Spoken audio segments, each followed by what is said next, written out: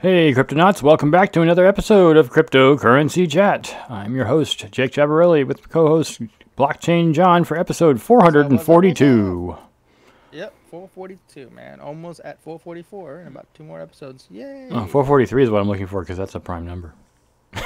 Nice. Like Okay. anybody cares, right? Anyways, we're going to jump right into the news because that's what we've decided to do. Jump right in. Here's the news for, in particular, this week in crypto Twitter. You want to hit it for us, John? Sure, this one's written by Tim Haki, provided by decrypt.co. This week on Crypto Twitter, Ethereum merges, Hoskinson gets salty, concerns over centralized staking. It was merge week. Ethereum's long-awaited overhaul was finalized without a hitch, but there was no sudden influx of capital either. Ethereum's price actually fell 8% to below $1,500 on Thursday, the day of the merge. At the time of writing, it trades for $1,376, about 22% cheaper than it was last Sunday. A day before the merge, Ethereum's co-founder Vitalik Buterin shared a graph from etherchain.org showing the network's hash rate has maintained consistency despite negative predictions from certain forecasters. And there's a tweet from Vitalik himself. The following day, Thursday, Buterin broke the news that the network's transition proof of stake was complete. Here it is. And we finalized. Beeple, the digital artist whose NFT collection every day, the first 5,000 days, sold for an unprecedented $69.3 million through a Christie's auction, ushered in the new era with a purple vision of Ethereum mining in the future. There it is, people. That's a beautiful, beautiful image right there, if you ask me.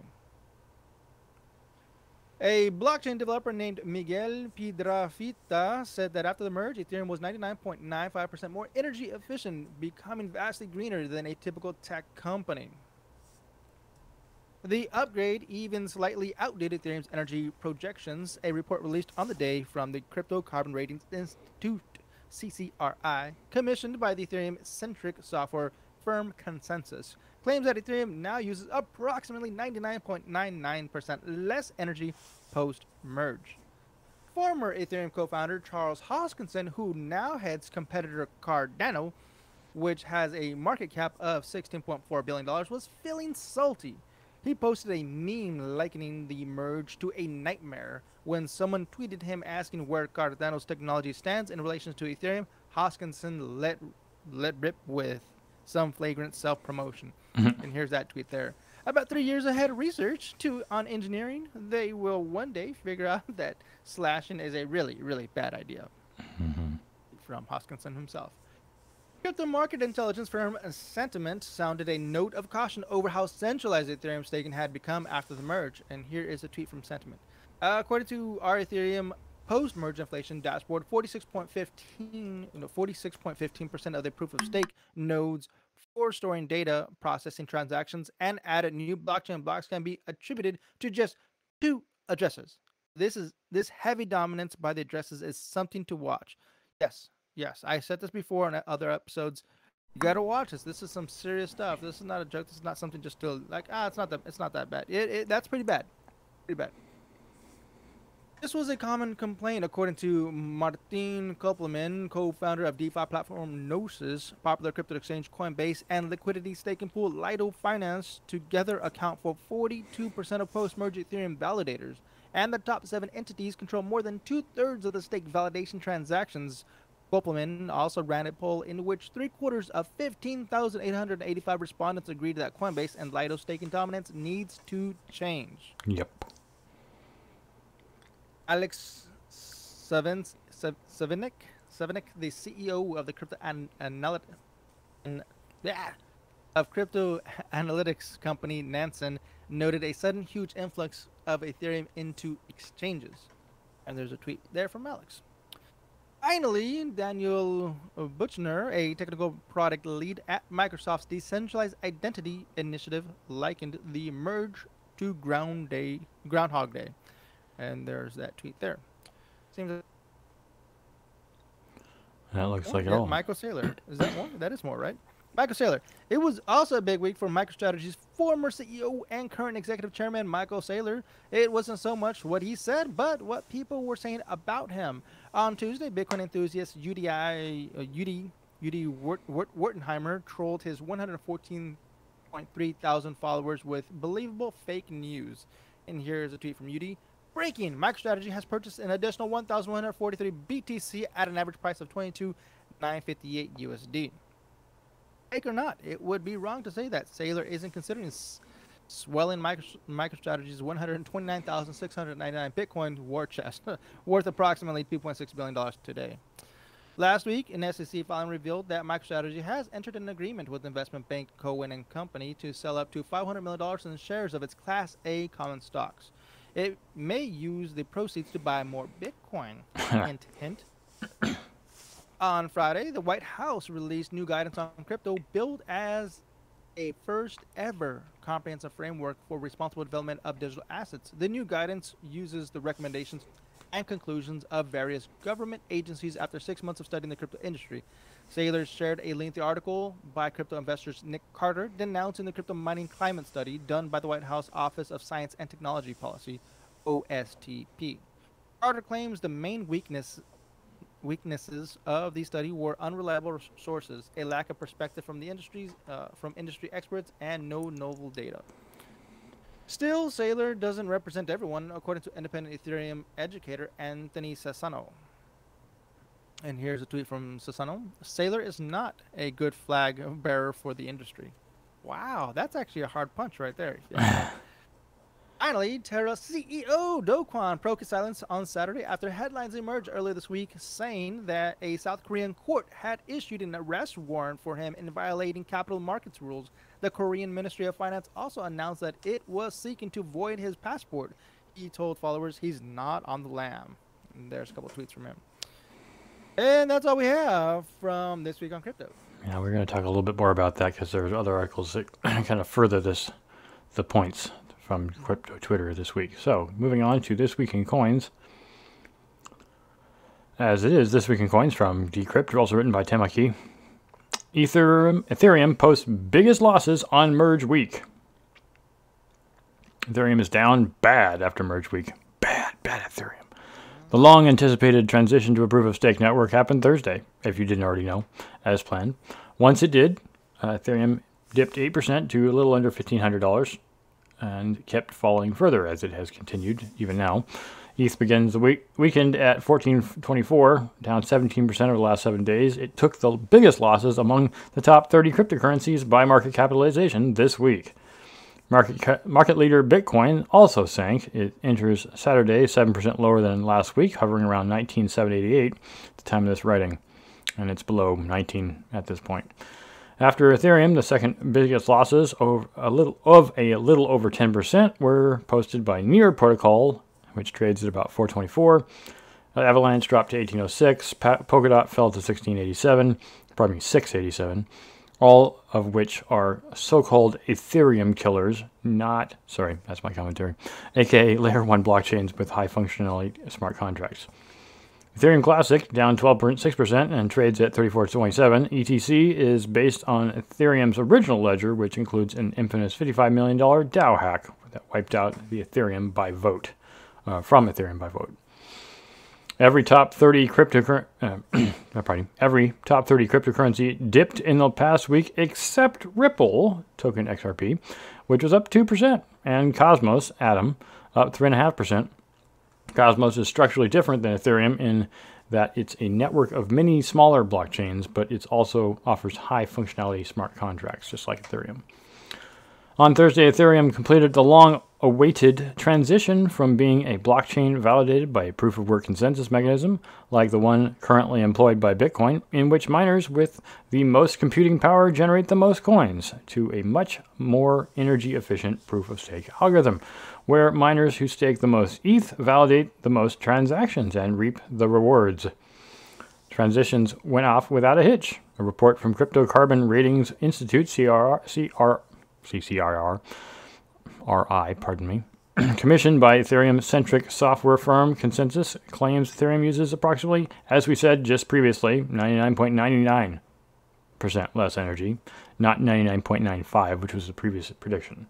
However, the merge, which also resulted in a more centralized Ethereum, according to Martin Koppelman. I'm not going to read that. We already read that part. The crypto news out of Washington wasn't encouraging either, though it's unclear whether the whether that contributed to price declines. On Thursday, during an oversight hearing, the Senate Banking Committee Republican Senator Pat Toomey grilled SEC Chair Gary Gensler over the regulator's role in defining rules for crypto. Toomey said that the SEC failed to help investors when Celsius and Voyager crashed and went bankrupt earlier this year. Both lenders were promising customers high returns on their crypto deposits. We should know. We were there. Gensler responded by saying that many companies have not directly communicated with the SEC over listing and selling tokens and need to come forward to do so. He also said it was important to have one cop on the beat regulating cryptocurrency. Great. That's just great. We should have no cops on this beat because they'll regulate themselves. Following a congressional hearing on Thursday, the Wall Street Journal reported that Gensler said proof-of-stake cryptocurrencies, which allow hodlers to passively earn returns through staking, could be classified as securities. This is the disturbing part. From the coin's perspective, that's another indication that under SEC's Howey test, the investing public is anticipating profits based on the efforts of others. So, yeah, this is disturbing, and we will get into it further because there is an article about Gensler we will be reading shortly. Absolutely. Okay, next news, once again from Decrypt.co, written by Decrypt staff. Mysterious. What that is. Terra co-founder Do Kwon, I am not on the run. Early this week, South Korean prosecutors issued an arrest warrant for Do Kwon, the disgraced co-founder of the Terra ecosystem that crashed spectacularly in May. They also asked the finance ministry to void his passport. The authorities looking for Kwon believed he was in Singapore, but on Saturday, Singapore police said Kwon is not there. Now, Do Kwon has chimed in on Twitter. On Saturday afternoon, Kwon tweeted, "I'm not on the run," or anything similar. For any government agency that has shown interest to communicate, we are in full cooperation and we do not have anything to hide. Or he's at the Bahamas. We are in the process of defending ourselves in multiple jurisdictions. We have held ourselves to an extremely high bar of integrity and look forward to clarifying the truth over the next few months. Kwon began the same thread by telling Crypto Twitter, "You have no business knowing my GPS coordinates." That's true. Kwon is charged with violating capital market rules in South Korea and also faces legal challenges in multiple jurisdictions. The collapse of the Terra ecosystem, both Luna and algorithmic stablecoin UST, triggered a massive crypto sell-off, sending Bitcoin and other top cryptocurrencies lower. 4 months later, the market remains stuck in a chilly crypto winter. Terra's collapse also prompted a high-profile meltdown of crypto lenders Celsius and Voyager, as well as hedge funds Three Arrows Capital, and has brought even more scrutiny on crypto investing and stablecoins from regulators. The SEC is reportedly investigating whether Kwon's Terraform Labs violated federal investors' protection rules with the way it marketed UST. Yeah, well, this is troubling. It is, and it's only the beginning. This is just like literally like just knock on the door. We're about to find out what's going to happen here in the next few weeks. Yeah, this is the thing that I didn't really think about so much as what would be considered this kind of loss in the past. Remember, Michael Saylor's company that he had before, back in the late 90s, lost $7 billion. $7 billion, okay? The amount of money that was lost this time, and that was 20 years ago, is $600 billion. That have just, obviously somebody has that money, but it's not the original investors, or at least it's not all of the original investors. That's a lot of cash. I mean, comparing, what is that? That's 2 Elon Musks, right? is Elon Musk a fiat now? He's like oh my God, okay. He was worth $300 billion at one point. I don't think he's actually worth that much now, but at one point, it's like Do Kwon lost 2 Elon Musks. The entire value of Elon Musk's entire value. That's a lot of cash. I mean, even the Oracle of Omaha has never had that much money in his personal pocketbook. So not even close. And I know that was it Apple and Google and a couple other major companies are worth close to or a little over $2 trillion. So $600 billion is a third of that. But still, it's more than the majority of companies in the world are worth. And he lost all of that. So it's a little troubling, just to say the least. I can see why people are angry with him. Moving on. Yeah. Moving on to someone else people are angry with. That's my segue. From Matt DeSalvo on Decrypt as well. Gensler says proof-of-stake assets could be securities. Could be. Bum, bum, bum. This is the thing that Tato Tech was so angry about in his video. SEC Chairman Gary Gensler today said that proof-of-stake cryptocurrencies could be securities, according to a report in the Wall Street Journal. Gensler said that the native assets of proof-of-stake blockchains, which allow holders to passively earn returns through staking, could pass the Howey test, the Wall Street Journal reported Thursday. There are many such assets currently on the market, including Cardano, Solana, and as of today, Ethereum, the second largest cryptocurrency by market cap, worth only $200 billion. Only. So I guess technically Terra was worth 3 Ethereums. The Howey test determines whether an asset qualifies as an investment contract and therefore subject to federal security laws. And remember, this is only federal security laws in the United States. Even if the United States thinks of itself as the world police, Yep. Which it obviously does. I just live here. I don't own it. Under the test, an asset is considered an investment contract if investors pledge their money to fund an enterprise with the intention of making profits from its efforts. Gensler claimed that proof-of-stake cryptocurrencies could pass that test. That's another indicia that under the Howey test, the investing public is anticipating profits based on the efforts of others, the Wall Street Journal reported him saying. Ethereum today moved from being a proof-of-work currency to a proof-of-stake. That would be 2 days ago. Proof-of-stake blockchains work by having network participants stake their coins, that is, essentially lock up their crypto to process transactions and keep the network secure.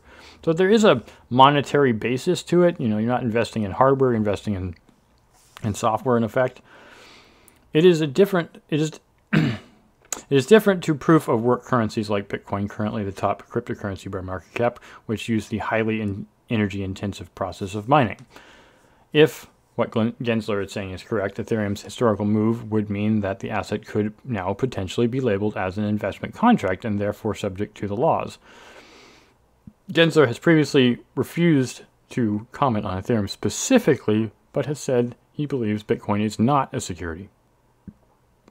The SEC chairman did not specifically mention Ethereum or any other coin when commenting on staking and proof-of-stake coins, according to WSJ. Crypto Policy Nonprofit Coin Center said in a Thursday blog post that Ethereum's move to proof-of-stake shouldn't change how it's regulated. While Gensler has refused to comment on Ethereum, his predecessors under the previous administration had signaled the SEC did not believe Ethereum was a security, but it was also before it changed. Central to classification as a security is ongoing reliance for profits derived from, and we just said this, Coin Center is basically repeating what was said earlier. Both consensus mechanisms, proof of work and proof of stake, are explicitly designed to avoid such reliance by creating an open competition among strangers, wherein any self-interested participant can and will fill the gap left by another unresponsive, corrupt, or censorious participant, the policy group said. Earlier today, an oversight hearing of the agency by the Senate Banking Committee, Gensler reiterated that he thought most cryptocurrencies were securities. Now, just because he thinks it doesn't mean it's true. They have to make policy on it. I'm telling you, that's what's going to happen, man. Now they're going to wrap it up because, it's so easier to go against less than a dozen people that are literally dominating the Ethereum ecosystem, right? Yeah. In regards to validators, right? Mm-hmm. Like literally 12, like less than 12 people dominate the entire thing. You know, instead of having Gensler saying we're going to go around the world and get everybody. No, you can't. That's not possible. But now it's proof of stake, and less than 12 people dominate the whole thing. Yeah, why not? It's a piece of cake. Yeah, they're going to say it's security. That's my prediction. Yeah, but the thing is that they're, and we're going to get to it at some point. I don't think in this reading or these news articles, but we were talking about before the show how Ripple is kind of wrapping up their, discussion with for the viewers and listeners that don't know, Ripple XRP and the SEC have been in litigation for a couple of years now, and now they're pretty much on the final stretch and just pretty much coming to a Ahead. conclusion, a Yeah. finalization, or what was it? Was that word? The term? Well, yeah, they're finalizing the issue, Yeah. but it regardless, we don't know what the finalization means yet. Just because they're finalizing, what does the This is, finalization this is my imply? prediction. This is my prediction. They're just gonna find XRP. I was gonna say Celsius. XRP. They're gonna find XRP and let them proceed. Yeah, but if they do that, then that sets a precedent, and that's the thing that's curious. Because if they set a precedent saying that they're not a security, then does that mean that Ethereum's not a security? Because I mean, when you have a result of a court case that is similar to the accusation of another court case or potential, and they decide it's not, then basically that's going to be saying, in effect, although not explicitly, that Ethereum is not a security. So we might say it is, and honestly, at this point, because I'm not invested in Ethereum, I don't even care. But it is. Like, a lot of people are like, oh no, it's going to be security. That's great. That's great. Go back to proof of work. Go be proof of work again. Then you don't have to be security. Oh, you want to be because you want to save power? Oh, all right. I don't know. You could have prevented all this. The reality is they didn't save any power. All the miners did was just move somewhere else. Right. Well, not all of them. A lot of them. I wouldn't be surprised if it's like 70% moved. So I mean, instead of like helping the ecosystem, like helping the miners, trying to Well, it or just having like Vitalik says, you know what, I'm going to help E442 and make this work, right? Or something, right? I mean, because there's people around the world that are mining Ethereum, not just in a holder, but to literally use it just to buy daily food and water and keep a roof over their head. Like literally, that's where people are at, just making a few bucks mining with their one GPU that they have, or their ESEC or whatever. Yep. You know, and then for them just to kick the bucket, like we don't care about you guys. Well, I mean, the biggest thing, in my opinion, for Ethereum's sake, is they wanted to get away from the negative press. Mm-hmm. Okay, to them it seemed like negative press. It's always going to be negative press. Right, but Bitcoin continues unabated on its quote negative press crusade to continue. I mean, Bitcoin uses way more than Ethereum, so why are people not breaking Bitcoin down? Well, could Bitcoin change to a proof of stake? Yeah, it probably could. Is it going to? Probably not. So, anyways, moving on. All right. Next news, written by Tim McKee, once again from Decrypt.co. Bankrupt crypto lender Celsius won't sell its $23 million stablecoin holdings. Doesn't sound like a lot, actually. Doesn't it owe more than that? What was that? It owes more than that. Yeah. In the latest chapter, I mean, that's pretty much like he's just paying me out, basically. I don't know about you guys. I mean, that's why it's not a lot of money. In the latest chapter of Celsius' ongoing liquidity crisis, which first became public when the lender froze customer withdrawals in June, the bankrupt crypto lender has asked the U.S. Bankruptcy Court for the Southern District of New York for permission to sell its stablecoin holdings. Court filings from yesterday indicate that Celsius has asked for authorization to sell its stablecoins in order to pay for operations. Pause that for a moment. Even though they're in litigations with not litigations, they're in bankrupt court right now. There's still hundreds and thousands of dollars that need to be paid out every single week. They gotta pay now. They gotta pay for all the lawyers, for all the courts. They still have staff. They didn't fire everybody. They still have people that they still have to pay. So this is pretty much what they're asking for. We have stablecoins. Can we please pay out to our company, basically? Can we use this to pay out our company? The company previously released a coin report on Wednesday revealing that it has over $2 billion in liabilities from various cryptocurrencies. Its stablecoin holdings amount to approximately $23 million held in 11 different stablecoins. Should the motion be approved by Judge Martin Glenn, the chief U.S. bankruptcy judge, Celsius will have liquidity to continue its daily operations without court or creditor oversight. Paying back its creditors, aka customers, is a separate ongoing legal process, but Celsius's filing argues it's in everyone's interest for Celsius to monetize its stablecoin holdings in order to continue operations without having to secure additional financing, which is good. That's like That's a smart move. Whoever made that move, I don't know if it I was think Alex or someone else. Go I ahead. think that one of the ways that they could get people off their backs is that everybody wants their money back. But when things were going well, nobody wanted their money back. They just wanted to be paid, right? They just wanted to be paid the interest that they were earning. So it's like, why don't you guys just go back to doing what you were doing before and don't worry about the $2 billion you owe, right? I mean, So the mining is still. They've never turned off mining. They do have a mining farm, a right, massive right, mining farm right. that's making a lot of What money. I'm trying to get at is, and I'm not saying they can do it. They may not be able to pay the interest on the $2 billion they owe. What I'm saying is, give us a token that could be valuable. Maybe it won't be, but maybe it could be. That will say, here's an IOU token. We know we can't pay you back right now, but you guys didn't want us to be paid back when things were going fine. So don't worry about it. Just let it be. And then, if we can pay you back, because we know we can't right now, in the future, maybe it will become more valuable. And maybe they've already petitioned the court for that exact concept. But like I said before people wanted all their money back, like a bank run, which is actually pretty much what happened here. Most banks can't pay everybody back with all the money. They're like, well, this is what we technically owe you, but you guys wanted us to have the money so we could make money for you. Let us make money. Let us do what we were trying to do before. And of course, the problem is that everyone's like, well, we don't trust you because you're going to screw it up. Now, I guess what I'm trying to say is, because I know I'm not going to get my money back, I'm like, all right, give me a token. Maybe it'll be worth something in the future. But it's better than nothing, which is what I have now. Right. So I was in Twitter Spaces a couple days ago in regards to Celsius. Community came together. Alex was there. Alex didn't speak, by the way, just for the record. I don't think he's able to publicly speak yet until this is all figured out. But he was there just listening to the community, and that was one of the proposals. There was to have an IOU coin.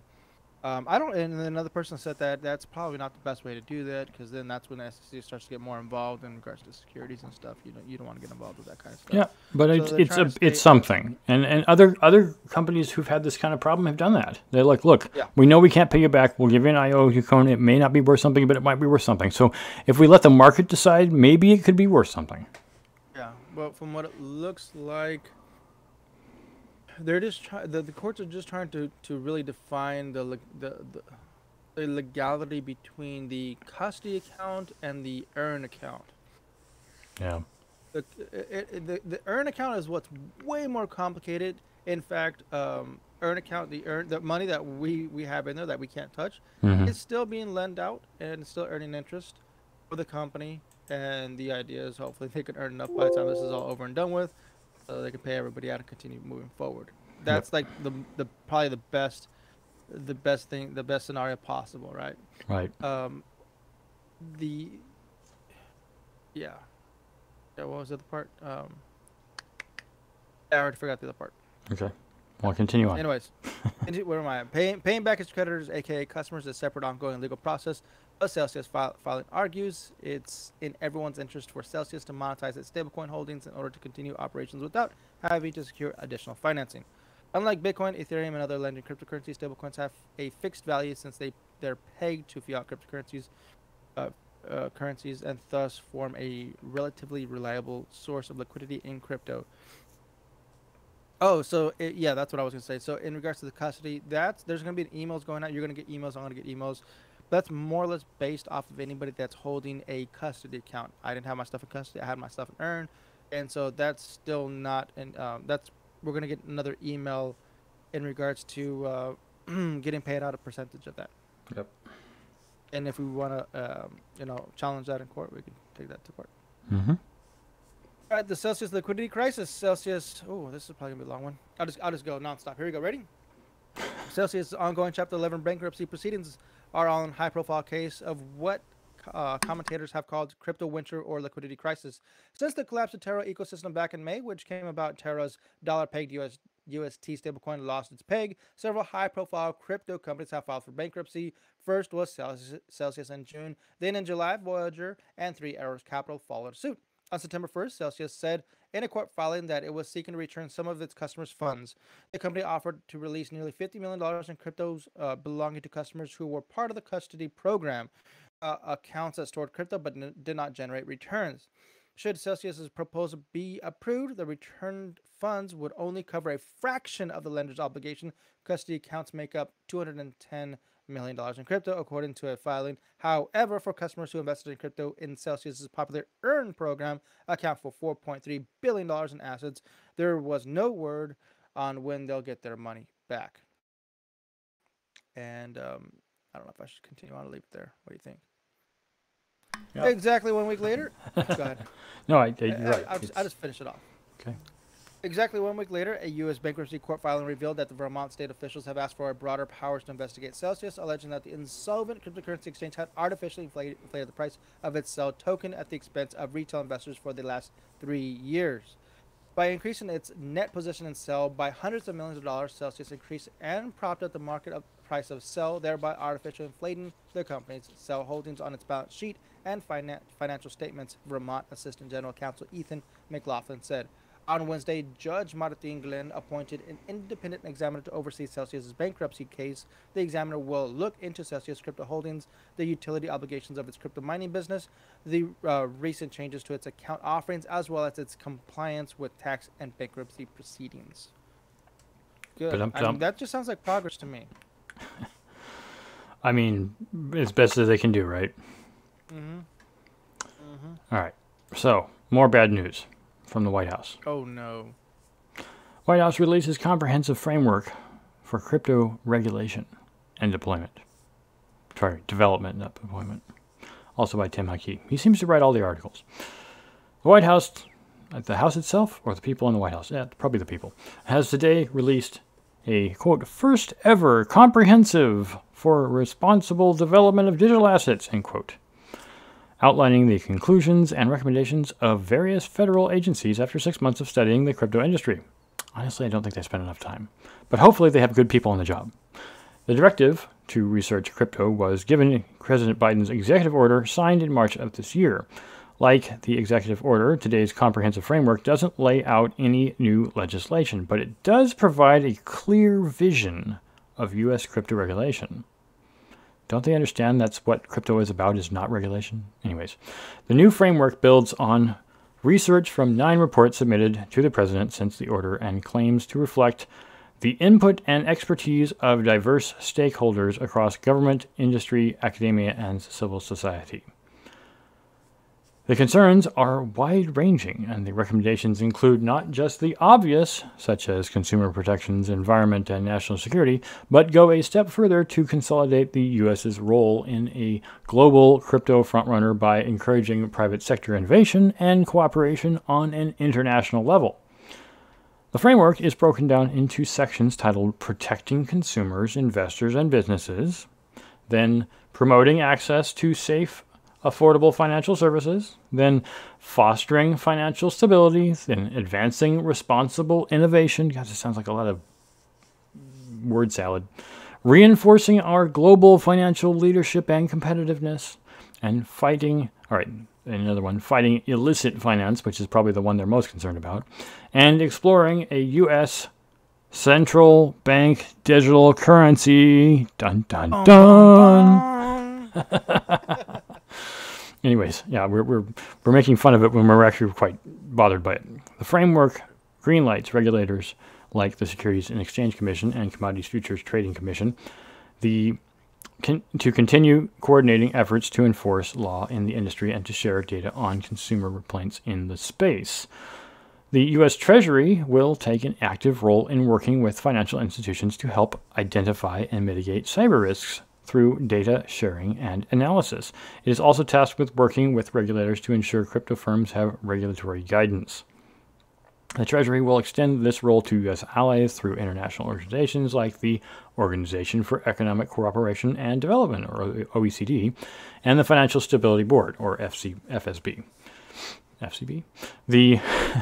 The Treasury is expected to complete an illicit finance risk assessment on decentralized finance by the end of February 2023, and an assessment on the non-fungible tokens by July of 2023. President Biden himself will have to decide whether to call upon Congress to amend the Bank Secrecy Act anti-tip-off statutes, and laws against unlicensed money transmitting to apply explicitly to digital asset service providers, including digital asset exchange and non-fungible token platforms. Basically, they're regulating the out of the thing that doesn't need to be regulated. But they're also putting in, I guess, some kind of level for people who don't know what the heck they're doing. Today's fact sheet admits that there are opportunities to ensure that blockchain technology aligns with a net zero emissions economy and improving environmental justice. Now, there's a point in here I don't really like. Earlier this month, the White House Office of Science and Technology Policy said that crypto miners should reduce greenhouse gas emissions and suggests that Congress might consider legislation to limit or eliminate high energy intensity consensus mechanisms, in a clear reference to Bitcoin's proof of work model. Like, we're going to have to make something entirely different. If they get rid of Bitcoin, we're just going to have to make another thing. The report also mentions a potential U.S. CBDC, citing many profound potential benefits in technology, the economy, security, and individual liberty. But efforts in this direction are limited to a set of policies objectives for a U.S. CBDC alongside the Interagency Working Group, led by Treasury, to consider the potential implications of a U.S. CBDC, leverage cross-government technical expertise, and share information with partners. So, I mean, that's the extent of this article, but it's... How do I put this exactly? I don't know that the government under the current administration is so much adamant about just screwing people over. I don't think that's the point.